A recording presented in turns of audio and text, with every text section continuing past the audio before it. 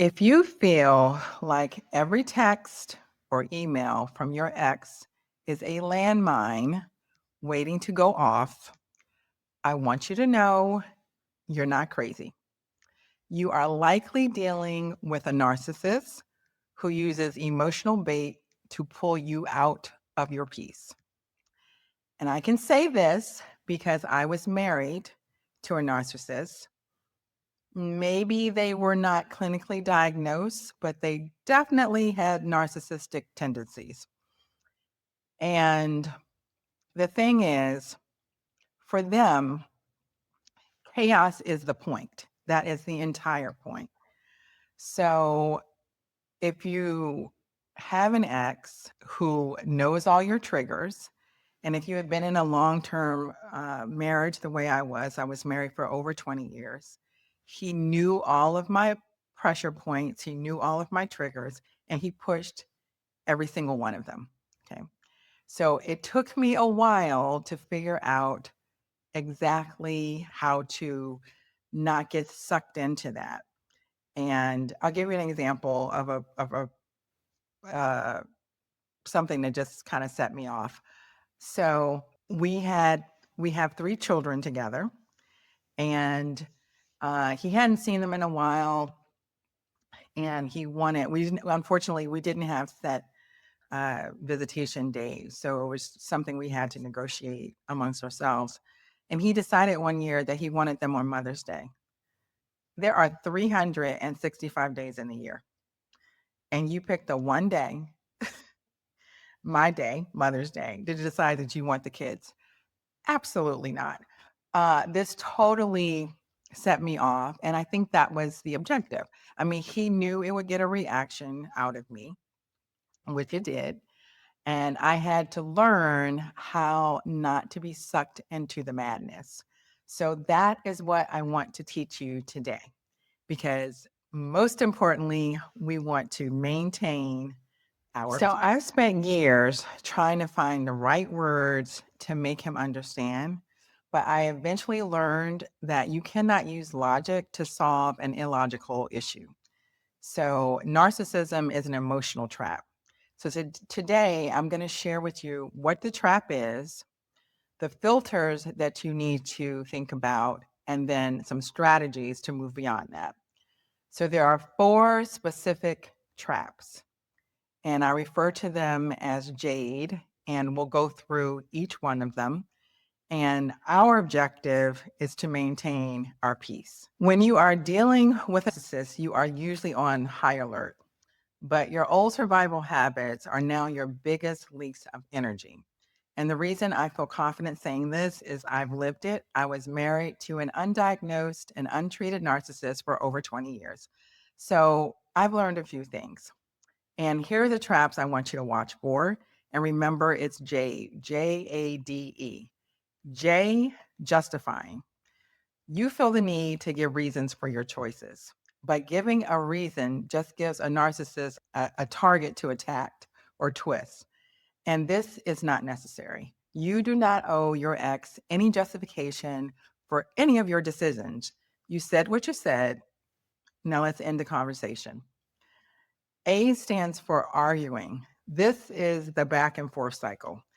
Narcissists thrive on this chaos. And the moment you step into the ring, you've already lost your power, not to mention your peace. So arguing will drain you of all of your energy, and most likely it's going to put you in a horrible mood. D is for defending. You want to prove that you aren't the bad guy. But once you start defending yourself and your position, it actually gives off the impression that you've done something wrong. So let's stay away from this too. E is explaining. Now, this is one of the biggest traps for high achieving women because let's be honest. I mean, we know we're right and we want to explain our point. We are experts at explaining our position. The problem is over explaining signals self doubt and it opens the door to more manipulation. So, no more over explaining.